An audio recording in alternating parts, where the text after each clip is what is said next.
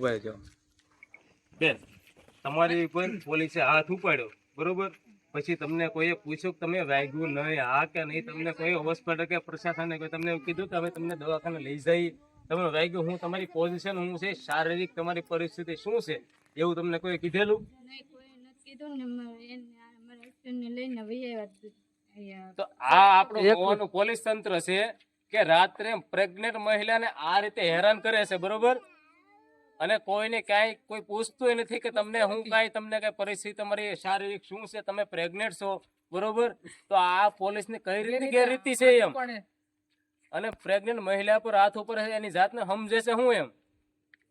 અને હું તો સાહેબને એ રીતની રજૂઆત કરું છું કે આ કેસમાં સાહેબ પર્સનલી ઇન્વેસ્ટ થાય અને ન્યાય કરે, નહીતર અને આગળની કાયદા કાનૂની કાર્યવાહી કરે, નહીતર અમારો સમાજ શાંત બેસશે નહીં. આજ નહીં તો કાલ ભાવનગર જઈને ગાંધીનગર જવું પડશે તો પણ અમે જઈશું, બરોબર?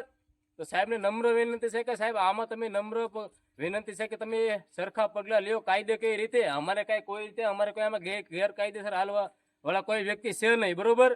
તો કાયદેસર રીતે હાલો, નહીતર મજા આવશે નહીં. ચોખ્ખી ખુલ્લી વાત કહું છું કે મજા આવશે નહીં.